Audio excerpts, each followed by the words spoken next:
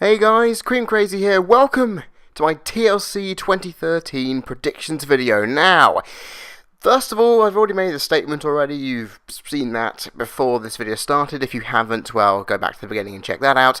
I want to announce something else which I'm very happy about. Whoever did this, I thank you immensely. I was nominated for a YWC Slammy Award, which, honestly, with my low subscriber count, I still can't believe that someone would be nice enough to nominate me for something like that. Whoever did that, I thank you immensely for it. And if you want to vote for me for the Wrestling Mind of the Year award, go to ywcawards.webs.com to lodge your vote. Honestly, I know there are other people on there, but I'm just saying, it'll mean a lot to me if you decide to pledge your vote to me. Anyway, let's go on with the video at hand then, shall we? First of all, guys, TLC, would we really be as hyped for this pay-per-view if we didn't see the segment from this past Monday? Yeah, I could see you guys nodding in approval with me as well on that one.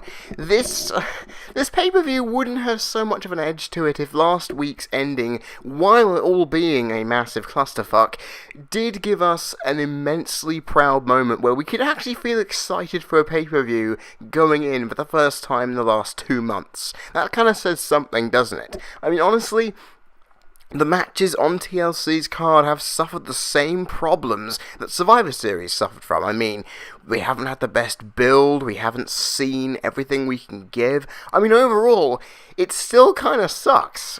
But at the same time, at least we're feeling hyped for it, right? That's what WWE wants, and that's what we want. We want to feel hyped for a pay-per-view. We're going to get it here. Now, do I feel this pay-per-view could be a success? I'm hoping it will be, because technically, this is the pay-per-view every year, which even after the lull in the autumn that always seems to happen, we're going to get it. We're going to get something better than that. I mean, TLC the last couple of years has produced a few great matches. I mean, technically, last year, we had a match of the year candidate in the Shield, taking on Daniel Bryan, Ryback, and Kane, which, to be honest with you, I'm hoping they do something similar to that this time round. But with one gimmick match, it's probably not going to be easy to do, because if only one gimmick match, it's not involving multiple people, it's not going to be easy to do. Anyway, guys, let's go on with the predictions then, shall we? First off, the pre-show. Dolph Ziggler versus Fandango. This kind of highlights my opinion as to what I've just said earlier, that there has been no real build. This match is coming out of nowhere. Dolph Ziggler has just lost a major match to Damien Sandow, which gave Sandow the Intercontinental Championship match. And the fact of the matter is, now what's he doing? I mean, sure, has he been fighting Fandango? Not very much. I mean, where has this come from? I don't know where this has come from. Maybe it's just to put a heel and a face on the card together. I don't know.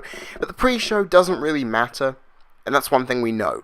You know what? I'm going to do something that I always do. Pick the face for the pre-show, because honestly, it always seems to happen. Dolph Ziggler will get the win here. There's no worries about it.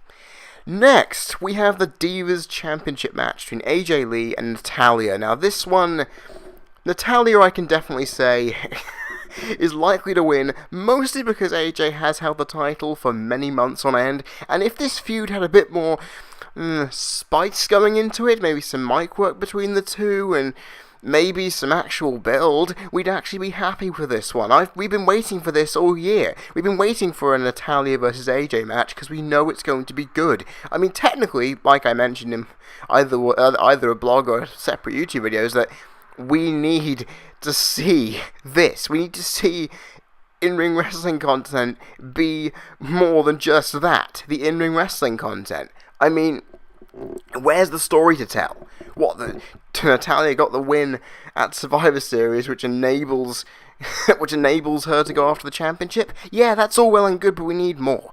And honestly, while the in-ring is going to be pretty good, I just keep feeling that there's going to be a bloody interference from the other divas. I mean, I can totally see Natalya either getting help to win, which will go against the idea of what a face does, or seeing the same thing happen with AJ, or have the divas turn on her, and to then go on to Royal Rumble for a rematch. That's the only way I can really see going with this. Honestly, though, Especially after AJ didn't win Diva of the Year at the Slammies, it kind of consigns her to the inevitable notion of her defeat. Although, at the same time, that could imply that she's going to be strong going into the pay-per-view and win the match, because as noted, if the heel comes out on top prior to the pay-per-view, they're likely going to lose. In this case, I would say she's probably on to win in that case. Honestly, I keep thinking to myself that it's going to be Natalya winning, and I can't see any other scenario from it. We're going to see a rematch at the Royal Rumble, and that's that. I can't see any other reason behind it, and it's kind of sad that we get this match with no real, proper build, but at the same time, it's happening regardless, and we should be happy. And actually, it was a Twitter post where I mentioned that the in-ring work wouldn't be so highlighted if the story didn't suck. In fact, that's exactly one of the things I've been pointing out in conversations with Ray and Rico on Skype the last couple of weeks. I've been saying, it's true. It's true. If the storyline didn't suck, we wouldn't be so concerned about the in-ring work. And after seeing what Shag Daddy said about it, it's the same thing that applies. We wouldn't be focused on the in-ring work as an IWC group if it wasn't for that. If the story mattered, the in-ring work would be secondary, because it would then help make the story better. And in the case of this match, it is definite. The in-ring work is going to be solid and pretty good, I would think, given the right amount of time, but it's going to not have as much impact on us because the story isn't good. And the last 2 pay-per-views, actually, screw it, the last 3 pay-per-views have suffered from a lack of story. So that says something. We really need to hope that this pay-per-view, with this Divas match, can do something about it.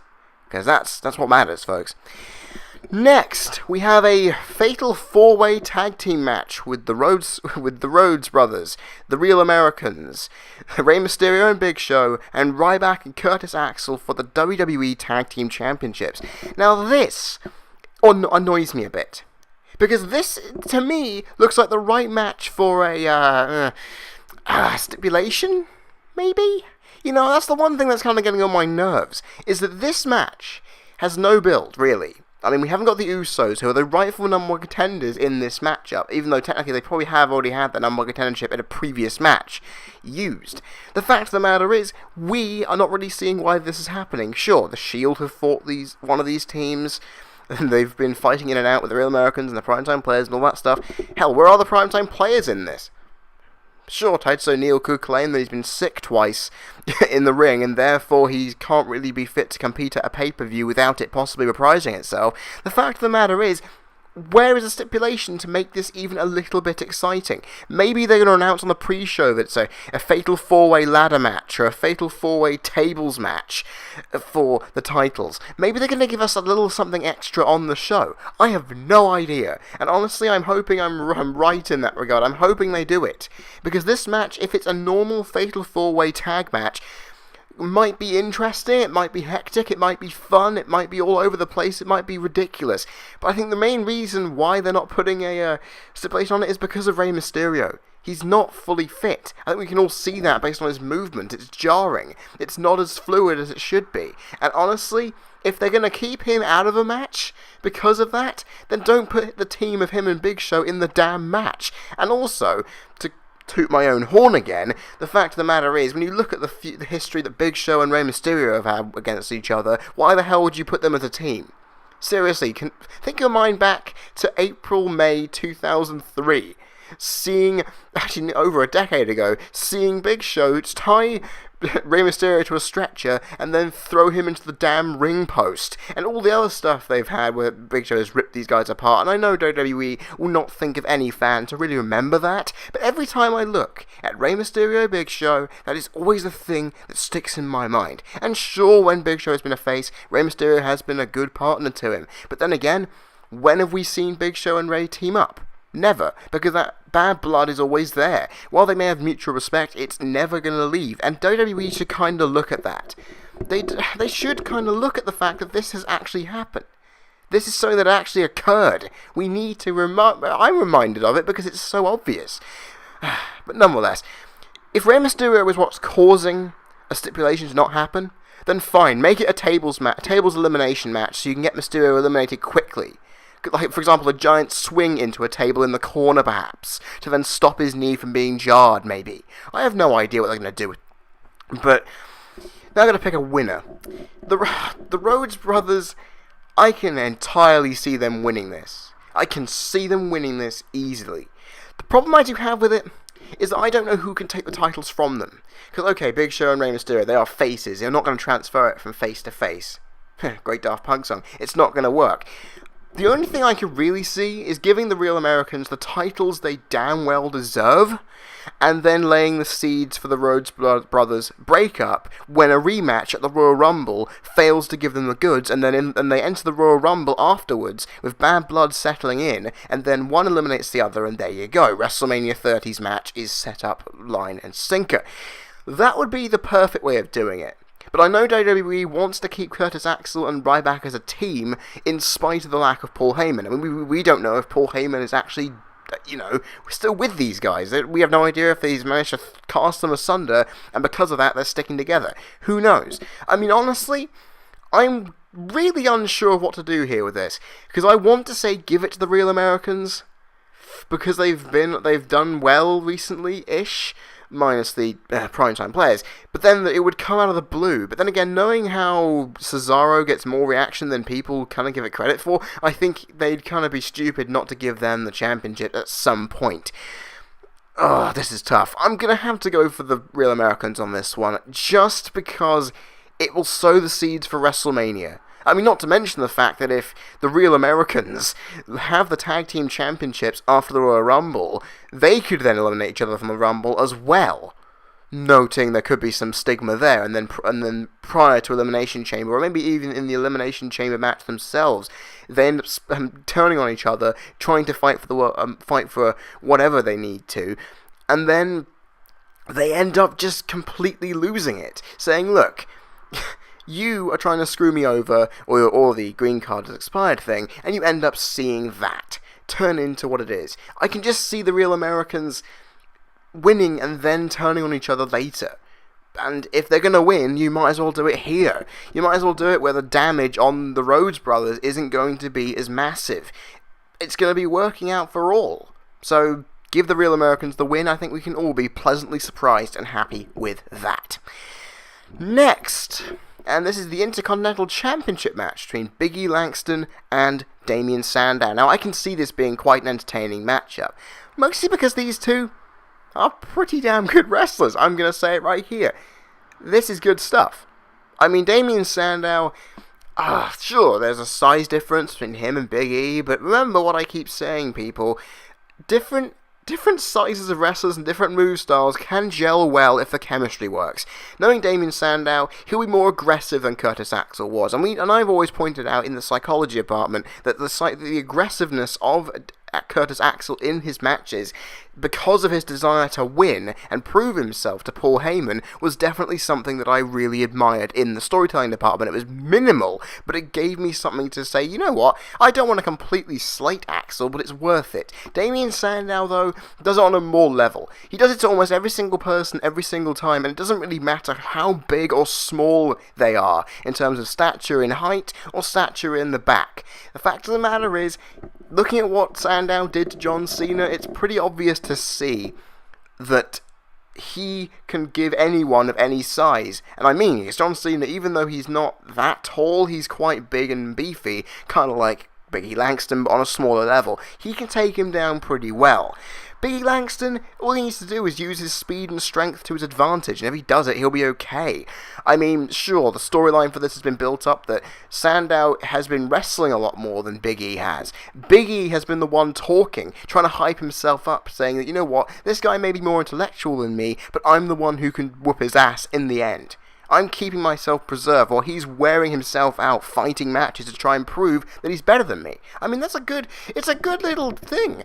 I mean, overall, it doesn't come across on television a lot. I mean, especially when you see the fact that Big E has been talking about crap for the last couple of Raws on the announce table, but at the same time, I keep thinking to myself, saying, this is actually not a bad idea for a feud. I mean, who's going to win it? I don't really know. But the fact of the matter is, it's not coming across on television like that, but I'm looking at it and saying, okay, that's the impression I'm getting. But then again, the benefit of where this is going to cause me problems is the benefit of the doubt is that we're going to see a rematch down the line, whether it's on Raw, SmackDown, or even the Rumble. I keep saying the Royal Rumble is a good place to put these damn matches, and then lead up to the Rumble match itself being an extra payoff. Honestly, I keep thinking to myself, Big E is going to have to keep the championship. I mean, then again, he did defend the championship at Survivor Series the week after winning, so maybe this could be an idea saying, you know what, you didn't give Sandow the world title, but at least give him something. I keep saying, I've said it for over a year, you need to give Sandow a championship, otherwise he's not going to look legitimate in the eyes of the fans. He's won the Money in the Bank. There's no doubt. After winning Money in the Bank, he's legitimate. Problem is, we need more legitimacy. He's won big matches, sure, but he hasn't won a title to balance that off. And I keep thinking to myself, come on, WWE, give him the damn belt. I mean, if you're apparently going to push Big E with John Cena in the new year, or later on in the year, then why not get the title off him? People are obviously going nuts for the guy. I mean, sure, you'll say, people will say, give Big E a giant, huge, long-ass run with the championship, because that's what it needs.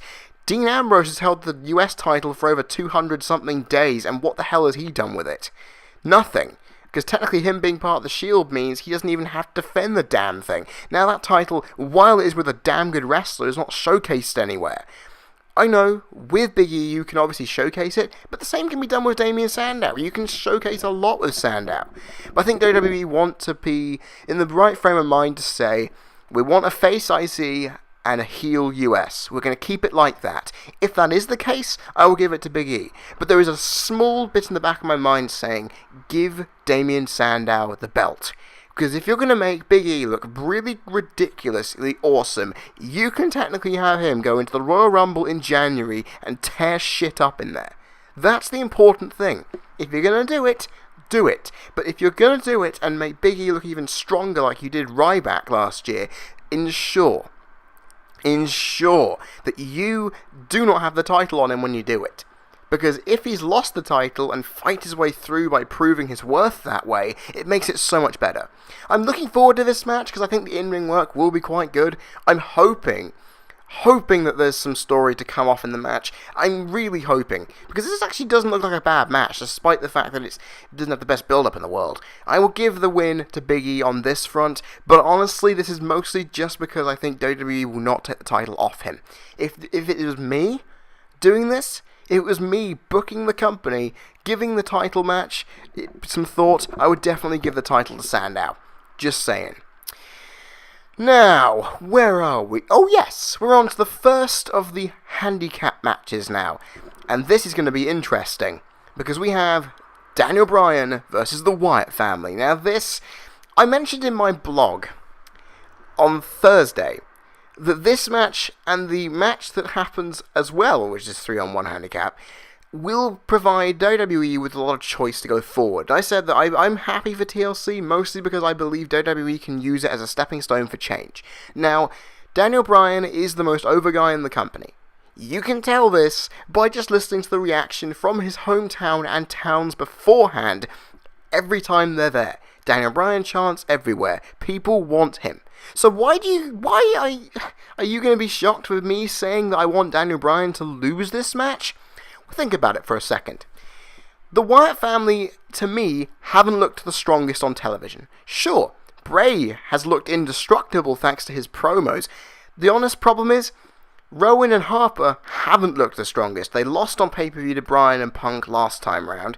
They've been losing on Raw or SmackDown intermittently against Punk and Bryan, and it's annoying. Because that means only one person, if inevitably, looks any worth. Daniel Bryan looks strong because the fans adore him, and it's obviously made simple. And honestly, sure, Daniel Bryan got the win at Survivor Series with CM Punk. That didn't make an impact, because it just wasn't necessary. If the Wyatt family won at Survivor Series, I could totally see Daniel Bryan going in here and winning this thing to prove to people that he can actually beat these people. That would be beneficial. But honestly, the Wyatt family need to look strong, and I am saying this because it's true. They have not looked strong on paper when it comes to what their in-ring work has shown me. I look at what they've done on Raw. They've lost. They've put in damn good performances, but they have been losing singles competition matches. And It is annoying me because I want to see the Wyatt family look bloody menacing. Okay, sure, the mic work gives off the impression, but they're not doing it. They're not giving me you're not giving me what the Wyatt family should be. And that's annoying, which is why this match needs to have the Wyatt family win. They need to win, and if they don't, we're going to have a bad thing on our hands here, because these guys are going to go into the Rumble looking weaker than they should. And for a faction to go into the Rumble looking weak, that ain't a good thing. So honestly, Daniel Bryan, if he's going to lose, that's to his benefit. Because if he loses, he can then do one or two things. One, if John Cena wins the main event, he has a championship match at the Royal Rumble to look forward to. Then, if he also loses, think about it for a sec. Think about it. If he loses, goes into the Royal Rumble, he will then be a favourite to avenge the loss he's had and to prove himself. He'll be able to go into the Royal Rumble as a favourite. And technically he's been a favourite of mine to win the Rumble since last year. But the fact of the matter is, this is even bigger. Daniel Bryan is over as hell. And if he loses, sure, the IWC are going to lose their collective shit over the apparent fact he's been buried, when we all know he hasn't been buried in the slightest. Sure, I could technically say Triple H just left him out of the spotlight to enable the main event that's happening right now to happen, but once that is gone, Daniel Bryan will be in a prime position.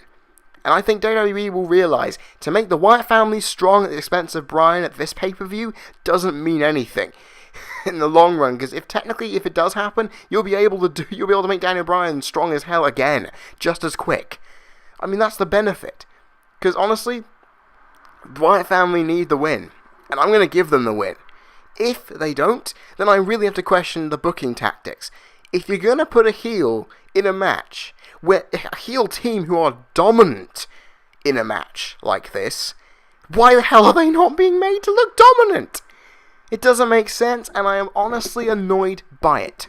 So yeah, unfortunately that is the case, and I'm a little bit frustrated. But at the same time, if the result goes the right way, the Wyatt family can look strong going into the new year, and Daniel Bryan can go in knowing that he's got a giant huge match or two lined up, even with the loss. And that's just how it's going to be.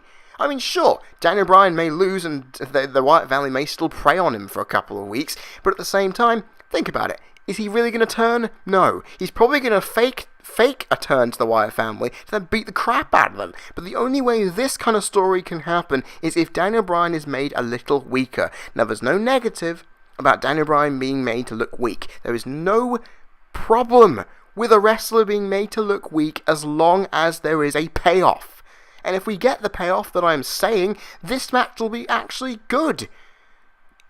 But some people just want Daniel Bryan to win because they want him to go into WrestleMania in a main event feud. He will get there. Trust me, WWE will know what to do if they keep their minds on a clear path with what this match can give us. If they can give us what I have said, which makes a lot of sense, it will do good things for every man involved in this. And that's all I really need to say. I'm going to give Wyatt family the win. The other match, however, CM Punk versus The Shield, offers a completely different side of the coin.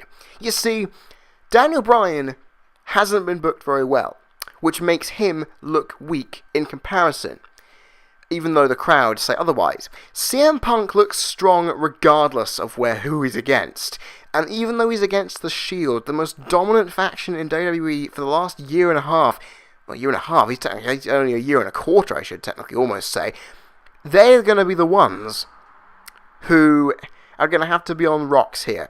You see, CM Punk, I can see a lot of big things. If it's not going to be Daniel Bryan winning the Rumble, it's going to be Punk. And they're the two favourites at the moment, and they're the ones I'm going to stick with until I do my predictions video for the Rumble at the end of January. Honestly, CM Punk is going to win this. I can't see any other way, because it's all down to Dean Ambrose and Roman Reigns. Those two have been giving each other shifty looks and questionable things for about a month. Both of them. I mean, seriously, these guys have been at each other's heads, but they haven't done anything, which is fantastic. They're keeping the suspense intact. They're doing the right thing. And people are saying, well, they're going to break up because of losing this match. No, they're not. But they're going to sow the seeds. And that's where the Royal Rumble comes in. That's the beauty of the Royal Rumble match, because it gives legitimate reason to screw over your friends, and that just makes it, oh, so much better. You see, this match, I can see it telling a story that the Shield are starting to fray, but they want to remain as united as possible, and deposing of Punk, who Stephanie McMahon and Kane aren't a fan of, would be kind of interesting for them. It would reaffirm them as in a position in the company where they can obviously do what they want to do, and continue doing so. You know, they're in a position of untouchable power that even Randy Orton wasn't in. So, they can do what they want. But at the same time, there's always that lingering thought in the back of their mind. They know that this is going to be a problem for them. And honestly, I really want to see it. I want to see that even though they try to remain united, there is always going to be a problem. We could easily see one of the Shield members, say Roman Reigns, trying to go for Punk while Dean Ambrose has got him in a position for a move, or maybe even when Punk is about to GTS Dean Ambrose. You then see Roman Reigns going in, Ambrose then counters the GTS, pushes Punk, and then it doesn't see Roman Reigns because he's behind CM Punk, and then Reigns completely spears the crap out of him, leading to Punk, then upon the distraction and the shock from Reigns, he then hits the GTS on Reigns, covering Ambrose and getting the win. Seth Rollins may have already been disposed by this point. That would create drama, it would create suspense, and then highlight what the hell is going to happen in the build-up between now and the Royal Rumble, when the Shield are going to be at each other's throats. I mean, that would be something awesome. I mean, seriously, sure, they could dissolve at WrestleMania if a Wyatt family 6-man tag match, like I've predicted in my dream card, happens. But at the moment, I don't see that happening based on where WWE's storyline projections are going. If they're going to do it, you might have a match between Roman Reigns and Dean Ambrose at WrestleMania for the US Championship, perhaps. You know, there's a lot of ways they could go with it, but the seeds need to be sown here. This match will be the match that kind of gives off the impression that they're going to split. They've been hyping it since Survivor Series, when Roman Reigns demolished Team Rhodes, and then some. This is going to be the next step. Roman Reigns asserted his dominance. Dean Ambrose feels threatened. In this match, Ambrose is hit by that dominance, and the team are made to pay for it. It makes a lot of sense. And then at the Royal Rumble, either in a tag team match or in the Royal Rumble match itself, every man for himself, that unity that they've been prized on since they debuted, frays. And then, Elimination Chamber, perhaps they maybe have a triple threat match between all three of them to decide who is the best. We then see that. Then we see Ambrose versus Reigns at WrestleMania to cap it all off. That, to me, is a good train of trajectory for WWE to go in. If they do it right, this will turn out fantastically, but it all has to start at this match. CM Punk is going to do all he can to mess with them. And knowing him and his attitude with the crowd, it is going to be interesting. This is the match outside of the main event that has the most intrigue from me, but just because of where it can go. If WWE do the right thing, they will make this superb. And honestly, I cannot wait to see them do it. And honestly, if they do, I'm more happy. So yeah, CM Punk is going to win this one, albeit due to Shield messing themselves over with this one. They're going to screw each other, and it will be so funny. I mean, it'll be funny because it'll be, yes, they've done it, and it'll be worth it. And then finally, ladies and gentlemen, we get on to the main event. The tables, ladders, and chairs match. Unification match for the World Heavyweight and WWE Championships between John Cena and Randy Orton. Now, I mentioned in my blog, if you didn't look at it, I advise there's no real point going looking at it. Now, I've just basically used every single thing I've said in that blog in this video. The fact of the matter is, I've mentioned in that blog that this match is a turning point. Why is it a turning point? Because these two have been on the WWE roster for the last 11 years, on the main roster, and they have feuded with each other and proven through their records that they are the best of the generation that they've been in since the end of the Attitude Era. Sure, Brock Lesnar had a lot of success in the beginning, but and so did Batista, and did JBL and other people, but this entire generation from Ruthless Aggression through to the Universe era of now is exactly them. It's been all about these two. From the beginning, when they debuted up through to now, it's been about them. And this is going to be the turning point, ladies and gentlemen, because WWE, as a notion of change, will realise the fans aren't really liking that these two are feuding with each other again. But at the same time, this is the end. Both championships are high above that ring. They're guaranteed one champion. And I'm hoping, based on my own solid opinion, this will be the last time these two face in the ring. And I'm hoping it is. Because this is the one thing they can do. 2014, 30th WrestleMania will be the idea of change going in, that this is going to make a new era begin. And if they're going to do it, you might as well end these two feuding over the two championships which have defined it. The World Heavyweight Championship, which debuted in the same year as these two on the main roster. The WWE Championship, the ever-longing friend who's just reached 50. I mean, overall, to see these two at the top of their game, at the top of the company that they've been in for the last decade, on top of, in a match where they can prove who is the better person in the generational era, that would be worth it. To see who WWE knows and signals as the best one of the lot will give us everything we need. And honestly, I'm happy with that. I'm happy with WWE saying, look, this is the last. This is the end of the era. This is the end of the current cycle we've been in. And because of that lack of change we've seen over the last decade, it's been very difficult to say when it'll end. This is a good time to say it. 2013 will be the time to say it. We are going to move on to something different after this. You're not going to see these two feuding again.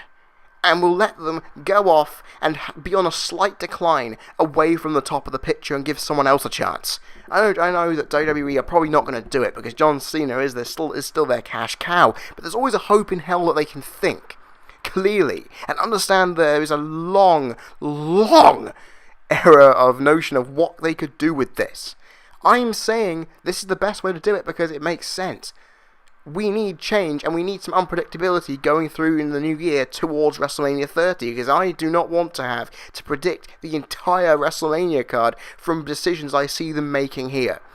And if last week's Brawl was anything to go by, if that is the noting of what WrestleMania matches we see, that's going to be depressing because I don't want to have to predict it from a bloody brawl that happened and looked like a one-off. You see, Randy Orton and John Cena, this entire thing could end right here tonight, and I'm hoping it will. But everyone has been saying, since this match was announced, there have been people saying this match will not end. The feud will not end here. And it annoys me that that is even being considered, because to me, I would end it here. I would end the history between these two. I would end everything. But unfortunately, WWE are not. I can see it in my head. And honestly, people saying, oh, both of them are going to grab a belt. The belts then swap round, and Cena gets his 15th championship reign, and Orton gets his next. And then we see Triple H making a rematch at the Royal Rumble, and or maybe putting the title up for grabs in the Royal Rumble, or whatever has come up to pass. But the one I've seen the most is, but Triple H. They want to see an undisputed champion, they want to see a unified champion. And I'm the one who's going to make sure it happens. I mean, really, I'm going to suspend my disbelief of what the IWC thinks for this one, and I'm not going to go with it. I just do not think this is going to happen. If it does happen, then bloody hell, I've been completely duped. But honestly, Triple H, is he really going to win the championship again? Really, is he going to be in a position to then break Ric Flair's record as well as Cena? I have no clue, but it just doesn't seem right. Triple H, while he's hyped himself up to be the pinnacle, one of the greatest world champions in the company's history, he's an authority figure now. We don't want to make him like Vince McMahon, where he can win his own championship just to get under the skin of somebody, or something like that. He doesn't seem to be that kind of authority figure. He's that kind of authority figure who lets his decisions outside of it all impact everything around him. It doesn't make sense with the character to then make... I mean, sure, he made a decision to pedigree Daniel Bryan and give Orton the championship in the first place, and that's the only major action outside of interfering in that Hell in a Cell where he is instinctively impacted using physicality. The rest of his decision making, no physicality. The rest of his decisions, there has been no physical use. And honestly, that just goes against what everything that character stands for. I just don't want to see Triple H's character go completely in the wrong direction with the possibility of him going in and winning it. I don't want to see it. In regards to the spots, though, that could require something. Maybe Triple H does interfere. He goes in for the kill. And maybe, for example, with a ladder in the middle. Triple H is on top of one of them. He's about to grab the belts when he sees two other ladders propped up. And we see Cena and Orton sitting on one ladder each, and then proceed to beat the holy hell out of Triple H. And then they realise, you know what, he's not a factor in this. Just because you are part of the authority, and I'm a part of the overall system in which this company runs, we are similar. We are equals. We are going to settle this like men and prove who is the winner. We're not going to let someone who believes he's bigger than us take over what we've made. That's the one thing I can totally see, folks. Honestly, it will be fun. I mean, the spots, you could see RKO through a table from the top of the ladder, you could see an AA through more tables on the outside, or maybe an AA from a ladder on the edge of the ring, all the way through to the announce table. I mean, you could see an RKO on chairs, you can see a Protoplex on chair, you can see 5-knuckle shuffle to chairs, you can see a punt kick to a chair. I mean, you can even see a punt kick going through a table, which will then injure Orton in his own right, but the damage will then be done. There's multiple ladder combinations. I mean, the idea of this being an entertaining match is not in the question. This is going to be an entertaining match. The story in this is about one being better than the other and proving it so. They're going to have to showcase with this that these two are going to go all out and ensure that this is the case. If these two, who have hated each other for years, they've been through Iron Man matches, Hell in a Cell matches, street fights, Last Man Standing matches, I Quit matches, these guys have been through every single match type under the sun. And it would cap it off in one of the pinnacle match types, probably the signature match type that doesn't lose its intensity due to PG. It will be fantastic to see these two beat the crap out of each other in a weapons match where the weapons are breakable to show the carnage.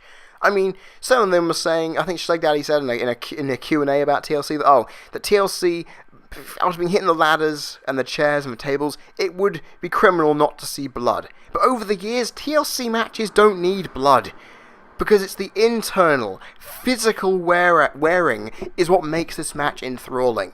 If these guys can sell their injuries that they suffer in this match well enough, if they can sell that well enough, and still show the hunger and desire with the decreasing flow of the matchup into something which could turn into a complete slugfest on top of a ladder until the power struggle then swings again. I mean, this could be done all kinds of different ways.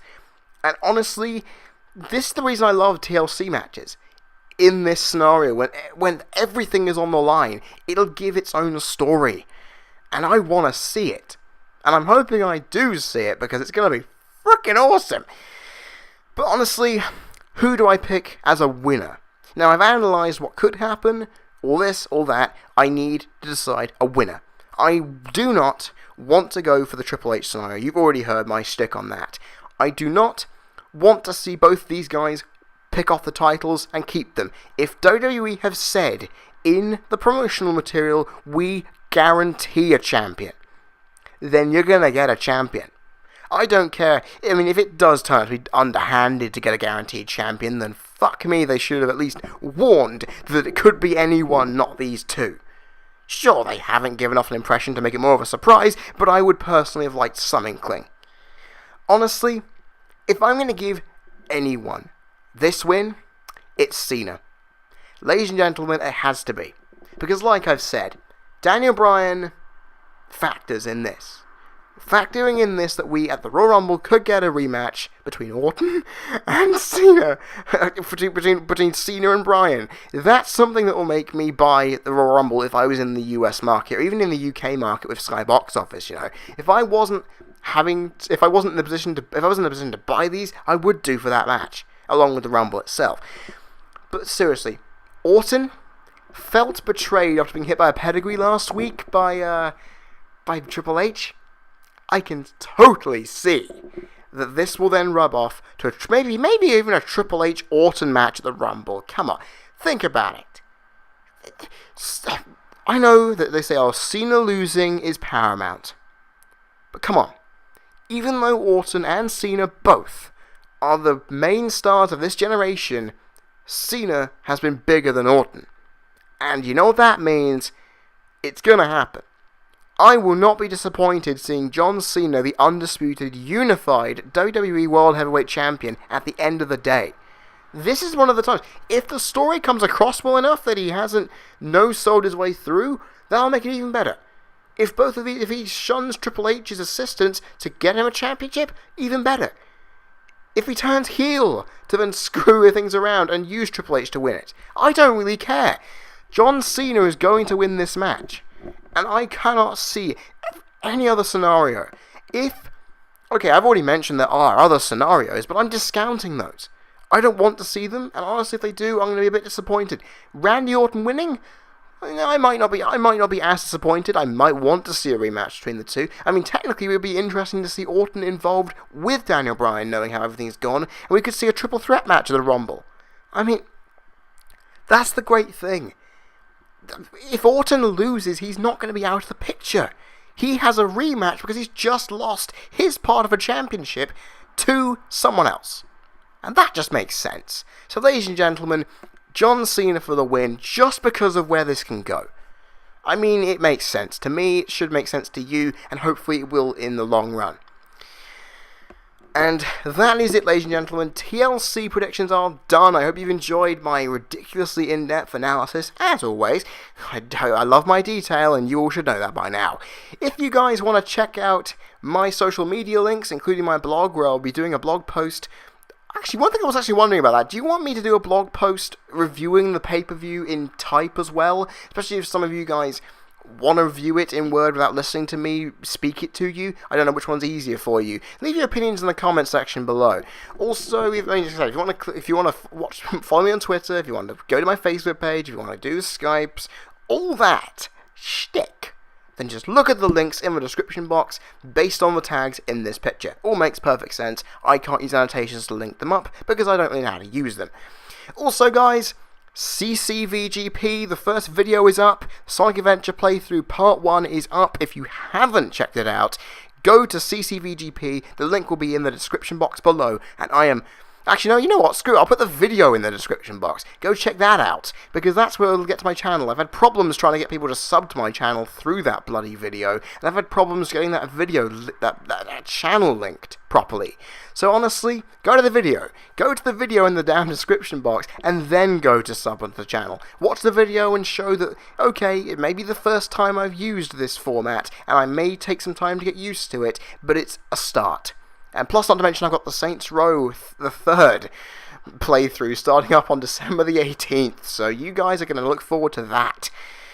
Anyway, guys, I have been Cream Crazy. You've been people listening. This has been my Table, Ladders and Chairs predictions video, and I will see you guys for the review on Monday. I hope your weekend goes well, and I hope in all this pay-per-view goes well. Because after 3 pay-per-views that have disappointed me and disappointed the entire YWC and the IWC in general, we want to see something better. And with TLC, and with the storyline in front of us, with what could happen, this pay-per-view could be something good. Let's just pray and hope. Cheers, guys!